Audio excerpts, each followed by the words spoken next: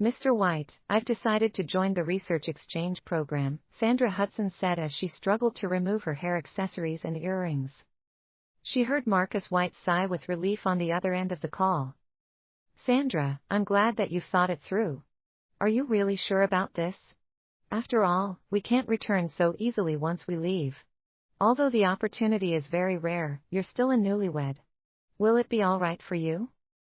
Thank you for your concern, Mr. White, but I've thought it through.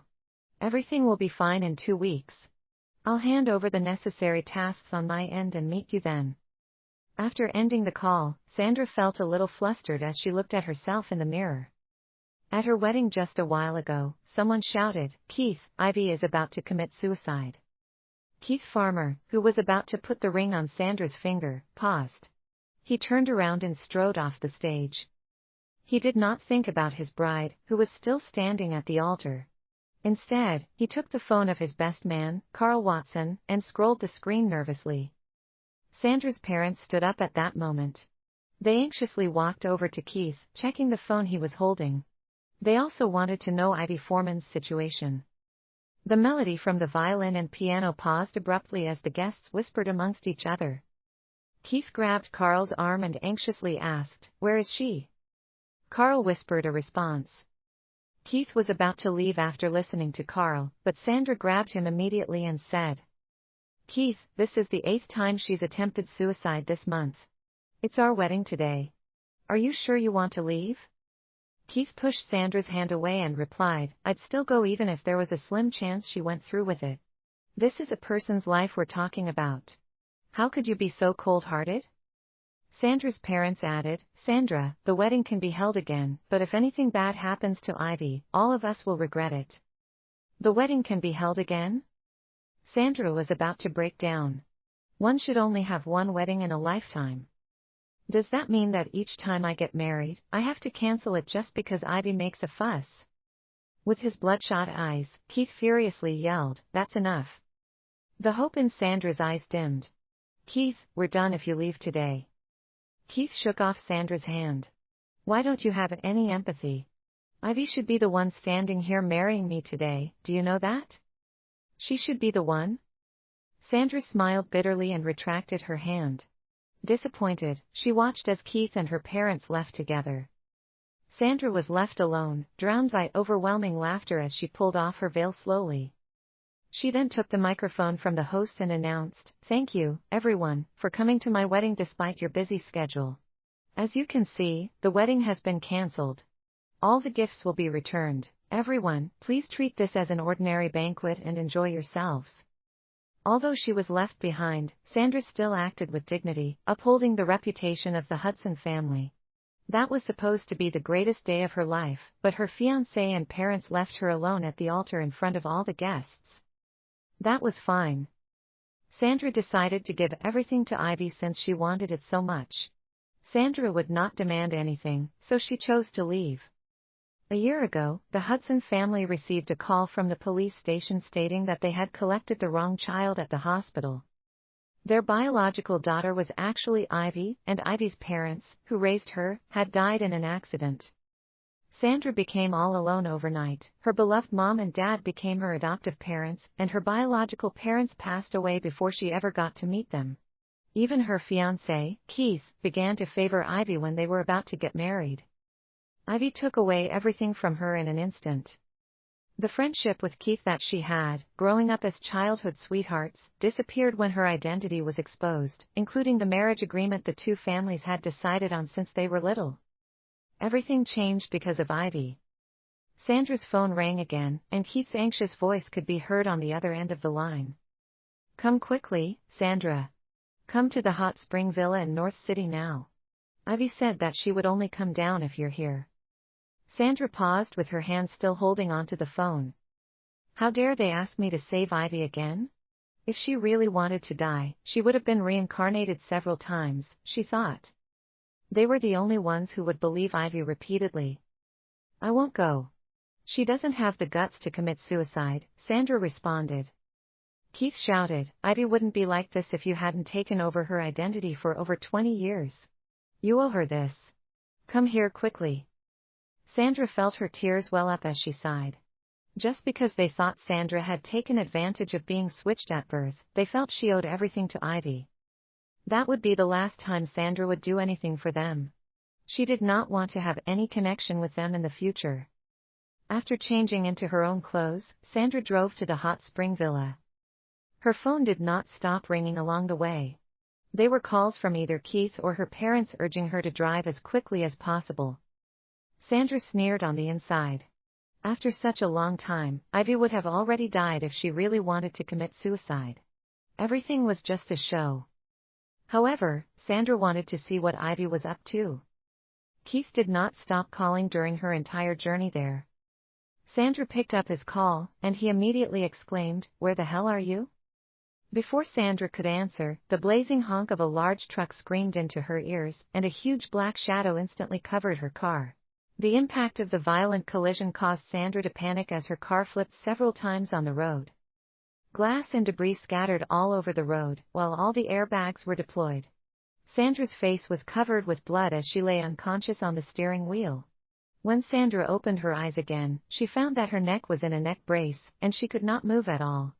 The intense pain on her face made her more alert. She felt sore all over, as if all the bones in her body had broken. Keith stood by Sandra's bed. He breathed a sigh of relief when he saw Sandra open her eyes. "Well, you're still alive, so go and apologize to Ivy. We had difficulty persuading her to come down from the roof since you didn't come that day." Sandra never liked to cry, but she still felt better. When she opened her eyes, she was still a little delighted to see him. However, not only did he not ask if she was fine, he also asked her to apologize to Ivy. Sandra did not understand what she did wrong.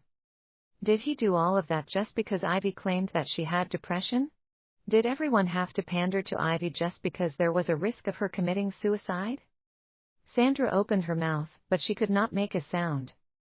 "Forget it. Look for me when you have thought it through. It's time for Ivy's medication, so I have to leave now."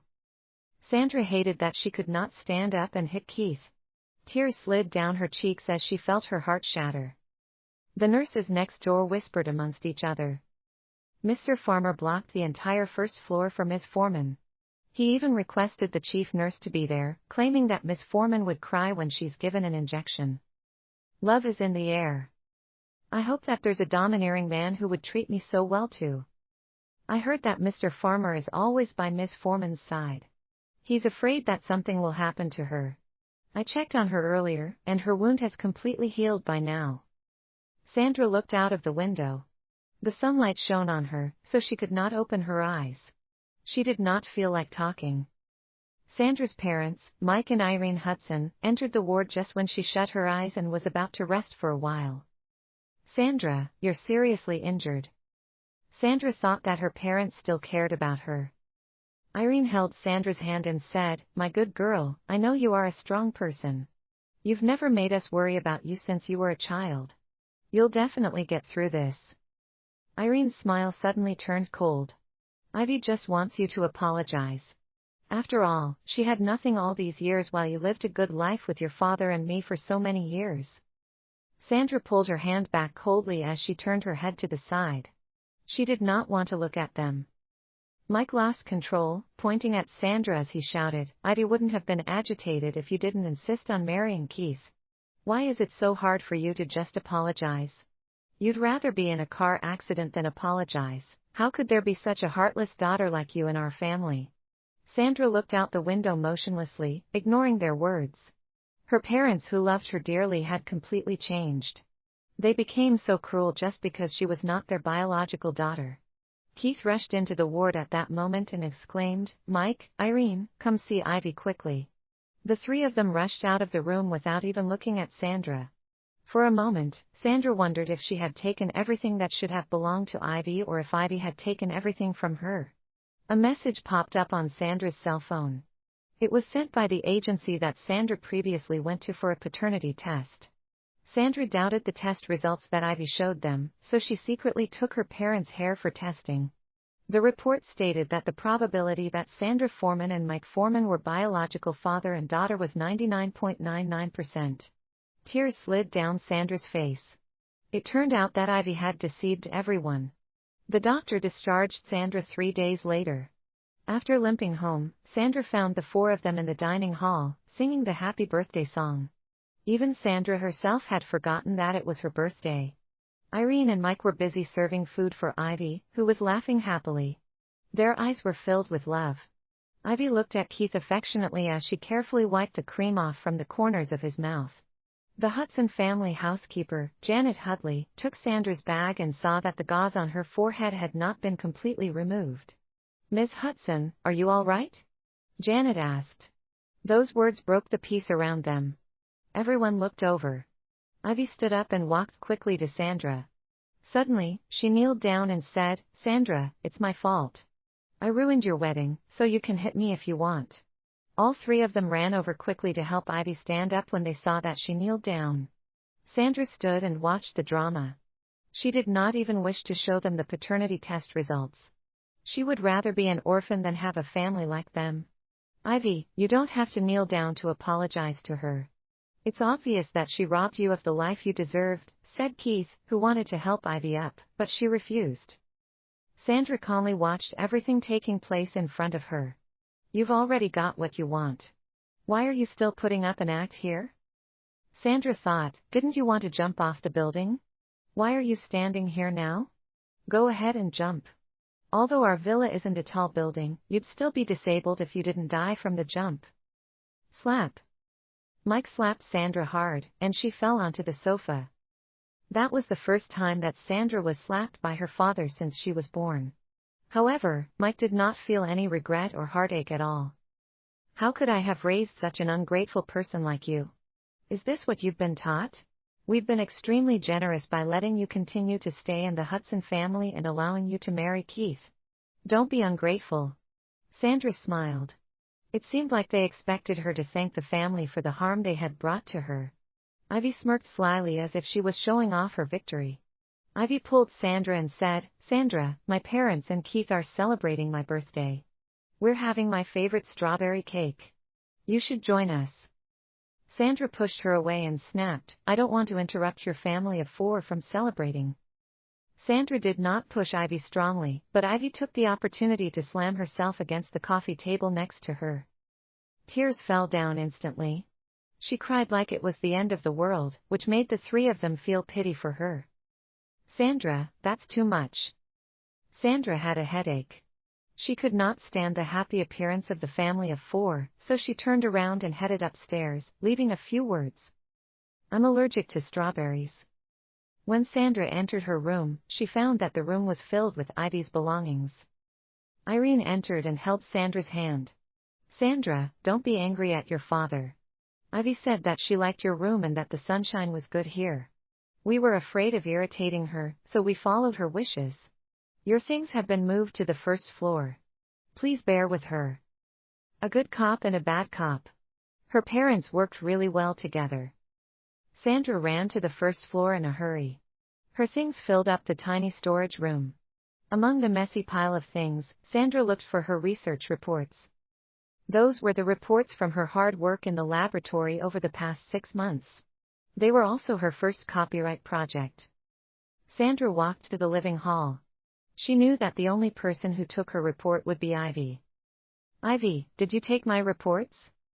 Mike spoke before Ivy replied. "We decided to give the reports to Ivy.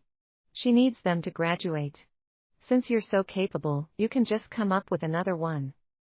Sandra clenched her fists and yelled, "So, you all know about it? Do you know what you're doing? This is called stealing, plagiarism." Mike did not even look up at Sandra. "Everything you have belongs to Ivy. It's just a research report, so we took it." Sandra trembled angrily and exclaimed, "That's the result of the team's effort. It doesn't just belong to me. Ivy, give the report back to me." Ivy acted pitifully and hid in Irene's embrace. She even pretended to retreat. "Sandra, we've done our best to raise you for the past 20 years. Do you want to compete with Ivy now?" Sandra realized that she would never be able to win the argument, so she had to give in. "Since you want to compensate her, I can give her all the assets and belongings under my name. I just want my research report back." Mike continued to defend Ivy. "All the assets belong to Ivy in the first place.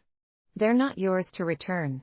Sandra felt completely disappointed as her heart sank, seeing the way her father reacted in front of her. A father that she had for the past 20 years, a father that put her on the pedestal. There was no reason for her to stay. Fine. I'll leave since there's no place for me in this family, but don't ever think of using my research reports. Sandra felt angry yet somewhat amused. She wondered what would happen if her parents were to find out that their biological daughter was not Ivy. Sandra left the Hudson family villa in a daze. Thunder and lightning roared in the sky, and heavy rain poured down on her. It was as if God was adding to her misery. A black sports car stopped beside her as rainwater splashed all over her. The car window rolled down, revealing none other than Keith. Sandra, why do you want to go against your parents' wishes? As long as you're willing to accept Ivy, you're still the daughter of the Hudson family. Our engagement is still in force. Sandra ignored him and continued to walk forward.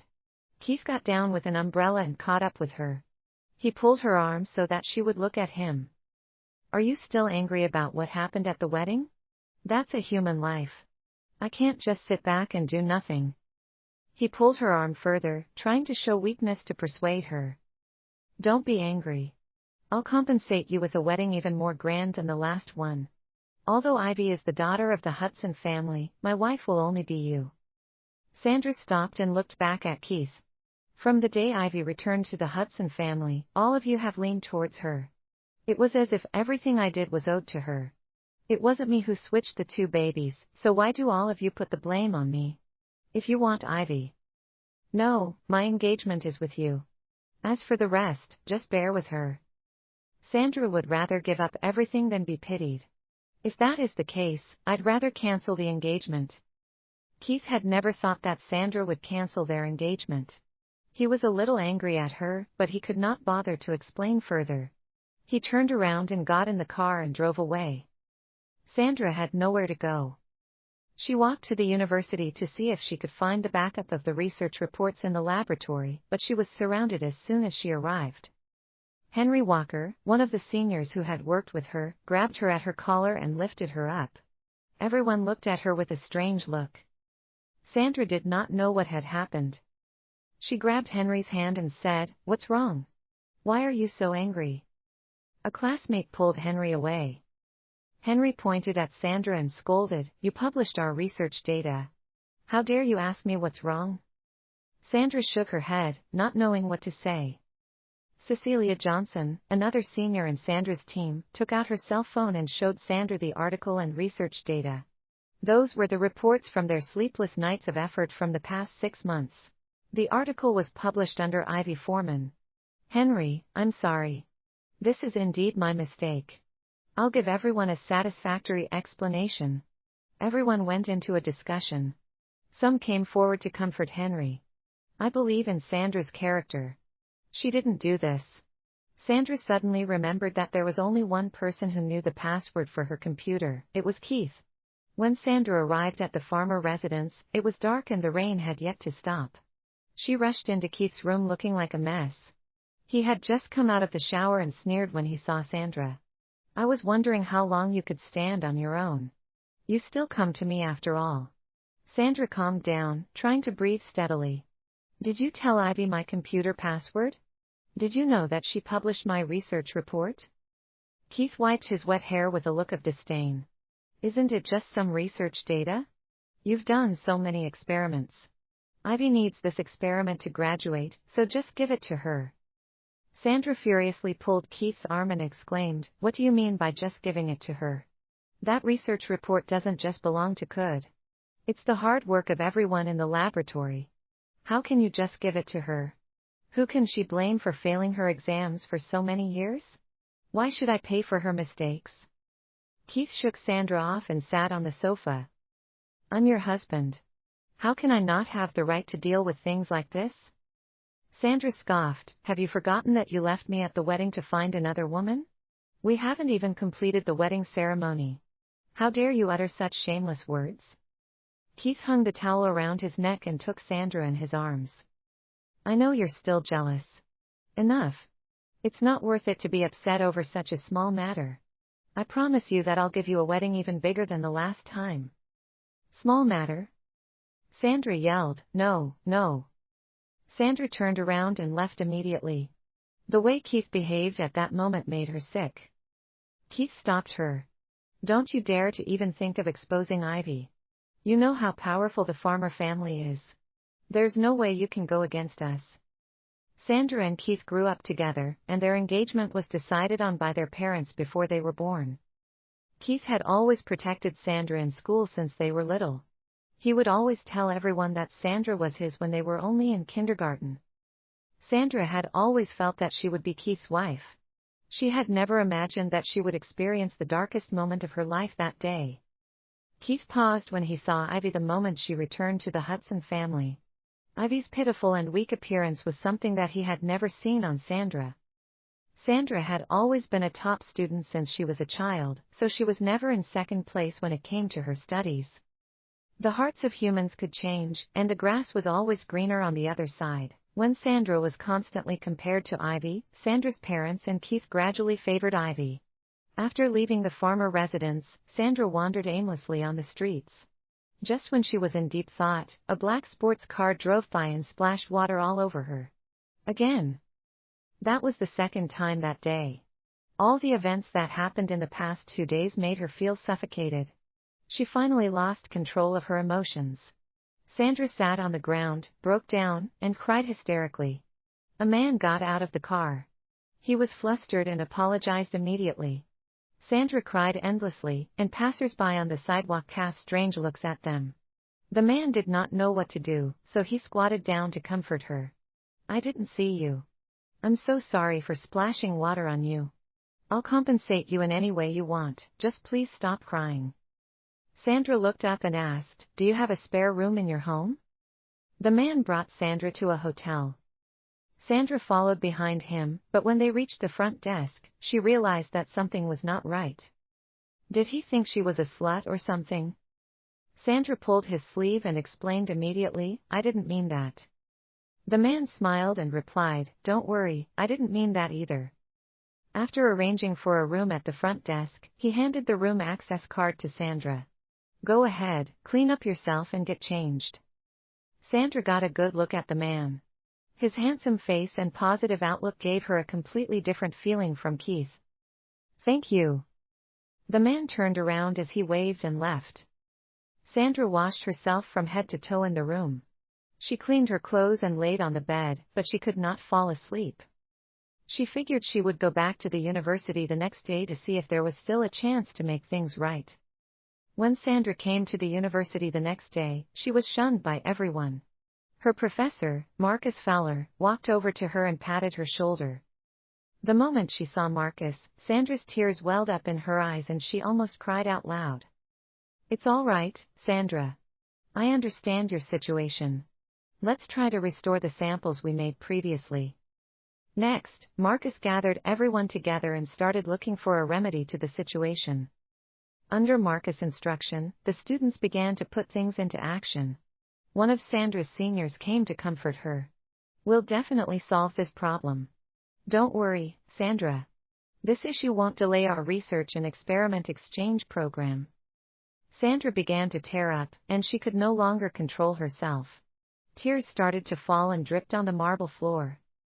After 2 days of hard work, just when everyone was finally about to produce the experiment results, a teammate shouted while holding onto a phone, Mr. White, Ivy published our data and has now been awarded the copyright. Everyone swarmed over, voices of discussion disappeared instantly. Everyone stared at the live interview on the cell phone. Someone asked in the interview, this project was previously proposed in the laboratory of one of the major universities. How did you manage to publish it so quickly? Ivy did not panic at all. Instead, she chuckled and said, I don't know about their research. Perhaps when we were doing the experiment, my sister, Sandra, saw our information. The reporter was surprised. Are you saying that your sister copied your experimental data? You may not believe me if I were to say Sandra plagiarized my work, but she did enter my room and read my experimental data. Ivy's eyes turned red as she said pitifully, Sandra repeatedly ordered me not to achieve better results than her. She threatened to take action against me if I got a better place than her. She even claimed that due to her boyfriend being the son of the farmer family, the consequences would be terrible. Keith appeared at the live broadcast at that moment. "I can vouch that everything that Ivy said is true. My farmer family invested in this research team and the laboratory. I saw Ivy working really hard till late at night."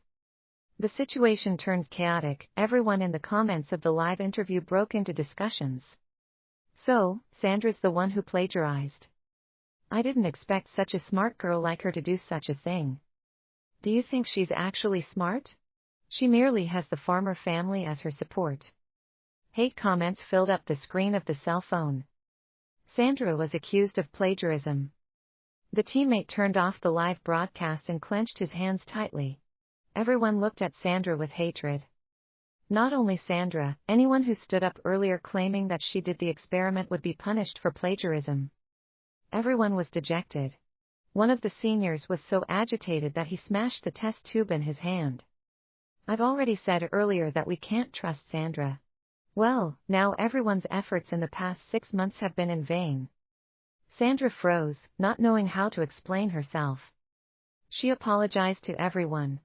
"I'm sorry, everyone. I'll definitely give you an explanation for this."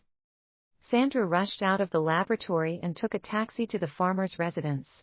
She pushed Keith's room door and saw him working on his desk. Keith chuckled when he saw Sandra. "You still can't help yourself from coming back to be with me?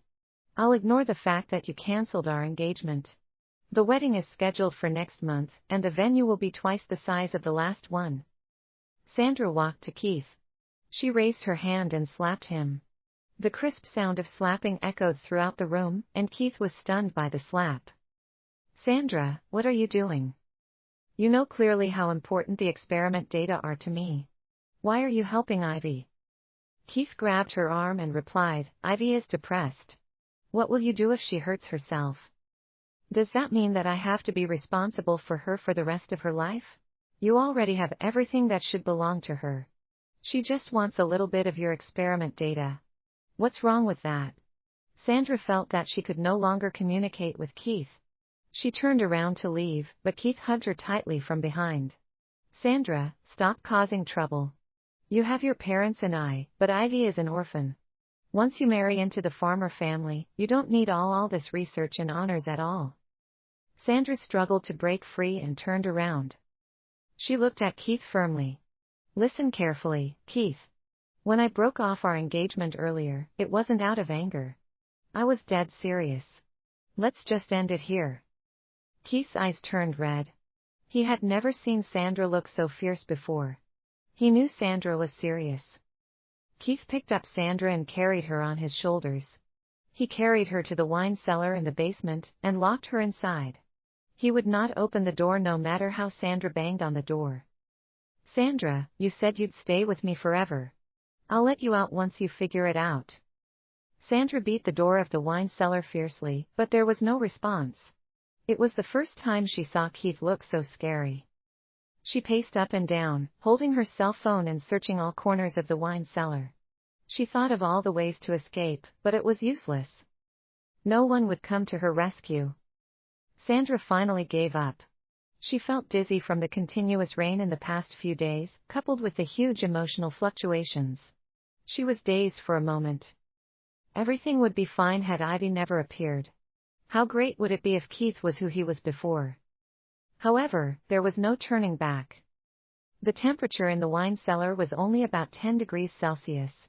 There were no windows, so it was hard to tell whether it was day or night. Sandra's phone was about to run out of battery. The date displayed on the screen showed that there were only 3 days left before the departure date for the research and experiment exchange program. Sandra knew she was falling sick. She felt her body burning hot for a moment, but she would be shivering the next second. Her teeth were chattering, but her breath was burning hot. She felt really drowsy as she curled up in a corner. The ticking sound from the air conditioner in the wine cellar sounded like a thunderstorm in her heart. It gradually drowned her and took away any warmth and hope from her, leaving her in a miserable state. Sandra's willpower kept her alive. She knew she could not be trapped anymore. She had to go out of there. Outside the wine cellar, Keith saw how determined Sandra was. He was afraid that he would really lose Sandra. He started to make wedding arrangements, wanting the wedding to be held as soon as possible. Keith arranged the wedding to be held at the biggest hall at the top floor of a 5-star rated hotel. The scale of the wedding was even bigger than the last time. After making all the necessary arrangements, Keith went to the Hudson family with betrothal gifts and the ancestral jade bracelet. Ivy was hugging Irene, sitting on the sofa. They seemed to have forgotten that there was another daughter in the family. Mr. and Mrs. Hudson, I'm here for a marriage proposal and to discuss wedding details with you. Ivy's face blushed instantly. Keith, the man that she liked, had finally come to propose. I think this matter shouldn't be delayed any longer. It won't be good for anyone if it's delayed for too long. It'll only jeopardize the relationship between the two families. Mike smiled. Keith, we have long regarded you as a member of our family. You'd be our son-in-law sooner or later. The wedding is scheduled in 3 days. I changed the venue to the newly built 5-star hotel owned by my family. These are the betrothal gifts from my family. There's $30 million in this bank card, and this is the emerald jade bracelet passed down by my grandmother. Ivy stared at the bracelet and could not look away. She looked at Irene and reached out to take it to put it on herself. However, Keith took it away. This is for Sandra. It's not appropriate for Ivy to wear it. Ivy's face turned pale. Mike stood up and questioned, You still want to marry Sandra? Keith was a little surprised. Of course. Who else will I marry if not Sandra? Mike and Irene looked at each other. They both thought that Keith would marry their biological daughter, Ivy. After all, given the status of the Farmer family, it would be better for his biological daughter to marry into the Farmer family. Ivy covered her face. She then held the fruit knife on the table against her left wrist. Keith, do you really want to see me die in front of you? Mike and Irene accused, Keith, can't you see how sincere Ivy's feelings are for you? She's still sick, so please don't provoke her. Keith stood up and looked at Ivy. I have tried my best to accommodate Ivy to please you, but I've realized that there's no way for me to satisfy her desires. I won't marry her. Ivy always threatens to commit suicide. We can't just keep accommodating her each time she cries wolf. Furthermore, this is a newly customized wedding dress for Sandra. I don't want her to remember any of the unpleasant things that happened the last time. Keith put the wedding invitation card on the table. If you're still willing to admit that Sandra is your daughter, you're welcome to attend our wedding. What Keith really meant was if Mike and Irene still wanted to have a relationship with the Farmer family, they had to acknowledge Sandra as their daughter. The sound of Ivy smashing things was heard behind him as he walked out, accompanied by her crying and shouting. Keith left without looking back. He was completely determined and knew what he wanted. He imagined how Sandra would look like in the wedding dress. He would never allow any more accidents to happen. He would not allow Sandra to be wronged even if Ivy were to make a fuss. Keith was a little delighted. He had figured out how to coax Sandra. He did not know that he had no chance anymore. Sandra was locked in the wine cellar for 2 days. Keith asked the housekeeper about Sandra. The housekeeper replied respectfully, Every day, someone goes to deliver food to Ms. Hudson, but the food is taken out the same way it was delivered. She still hasn't figured things out. It doesn't matter. We'll just send her to the wedding venue on the day itself. Keith needed to manage Sandra's temper. How would she be able to manage such a big family after marrying into the Farmer family? The housekeeper looked worried. The temperature of the wine cellar is very cold. Ms. Hudson's body may not be able to bear it. Adjust the temperature back to normal room temperature then. What about the wine in the wine cellar? Just do it. It's just some wine. They're nothing compared to Sandra. A helper ran over at that moment. Mr. Farmer, it's bad. Ms. Hudson has fainted. When Sandra woke up, she was already in a luxurious ward of the hospital. Keith was standing by the window. When he heard that Sandra woke up, he hurried to her side, held her hand and put it on his face. Sandra, you finally woke up. Sandra looked at the man in front of her and felt very strange. He was not like the Keith she knew before, but he was also not the Keith who favored Ivy either. I'm sorry, Sandra. I'm too afraid of losing you. Our wedding is scheduled in 3 days. Are you willing to forgive me? Sandra's eyes flickered as she nodded in agreement. There were 3 days left before she needed to leave for the program. How would she be able to escape if she did not agree to his proposal? Keith hugged her tightly in his arms. He hugged her so tightly as if he wanted to crush her. Perhaps he only realized what he wanted when he was about to lose it. Keith could not feel the emotions in Sandra's eyes, so he panicked and wanted to keep her by his side. Sandra carefully broke free from his arms and said, "Since I'm getting married, I have to make a trip back home." Keith was afraid that Sandra would run into Ivy again. After all, Ivy had just attempted suicide. "Are you sure?" Sandra nodded firmly in response. The wedding was a day away when Keith drove Sandra back to the Hudson family. When the 3 of them saw Sandra, they were not in a good mood. Janet once again approached Sandra and took her bag. "Ms. Hudson, you look terrible." Sandra smiled and told Janet she was fine. Mike was the first to speak. "Don't think that you'll be all high and mighty after marrying into the farmer family. You're not qualified to marry into the farmer family if you aren't the daughter of the Hudson family." Ivy hid in Irene's arms and cried. No matter how hard she tried, she ended up watching Sandra marrying the man she loved most. How could she let that happen? As Sandra cleaned her room, she threw away all the photos of Keith and her into the trash can. Ivy walked into the room and wailed, "Why do you have to take away everything I have? You've had the love of your parents for more than 20 years, isn't that enough? Why can't you just give Keith to me?" Sandra stood up and looked at Ivy. "Well, my good sister, perhaps I can fulfill your wish." The wedding day was also the day where Sandra would leave for the research and experiment exchange program.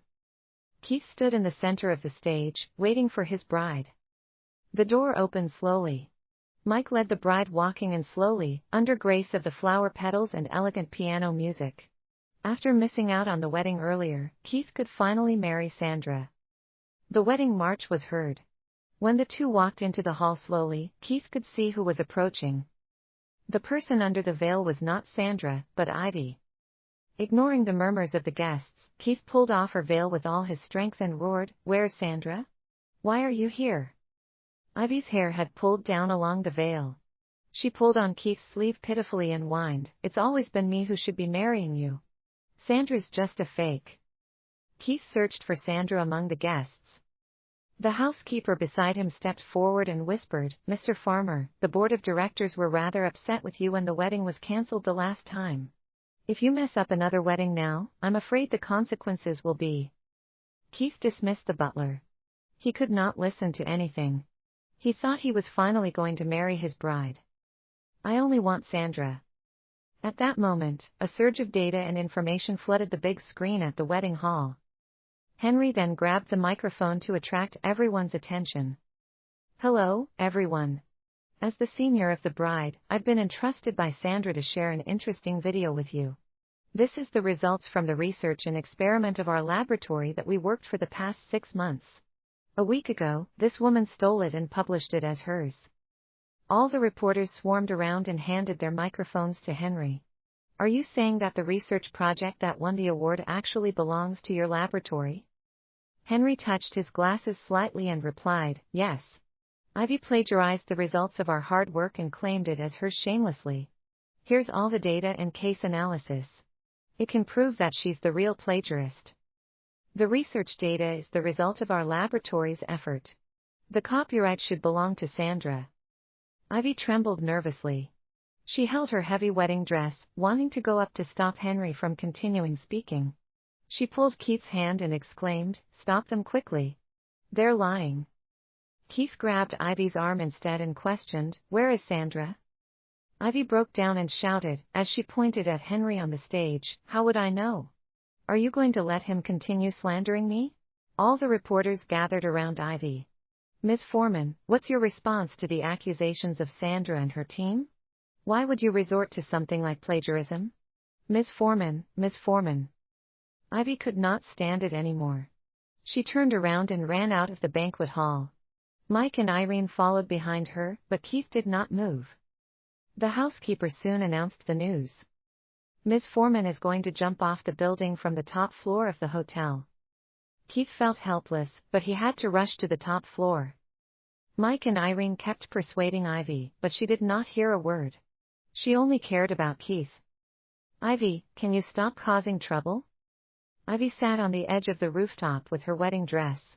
Reporters and firefighters gathered at the bottom of the building. Mike and Irene felt helpless too.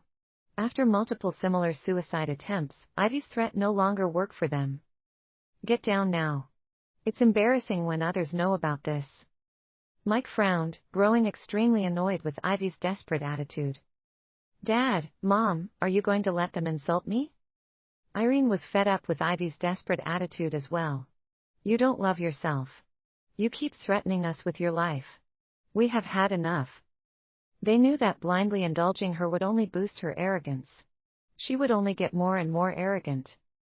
Ivy looked at Mike and Irene, as well as Keith, who looked disgusted. She had made her decision. She looked down at the air mattress that was already properly set up by the firefighters. She shut her eyes and took a deep breath. If I can't marry you, what's the point of me living? She then dropped backward. The huge wedding dress disappeared from the rooftop. When Mike, Irene and Keith rushed to the edge of the rooftop, Ivy had already fallen and landed. The three of them rushed downstairs immediately. At the corner of the street, Sandra, who witnessed everything, got in the taxi that she arranged much earlier. Miss, where would you like to go? The airport, please. Thank you. Sandra was very satisfied with the outcome as she looked out the window. From then on, she had nothing to do with those people. There would be no disappointment as there would be no expectation. There would be no sadness as there would be no disappointment. Sandra met Marcus at the airport, and he gave her a comforting hug. Sandra. I watched the live broadcast earlier. It's great that you could clear your name. I knew my choice was right. Marcus could not help but feel his heart ache for Sandra. Such a weak girl had to endure so much grievances. Sandra saw a familiar figure among the team not far away, but he disappeared in a flash. When she regathered her thoughts, Sandra smiled and boarded the plane with her teammates without looking back at all.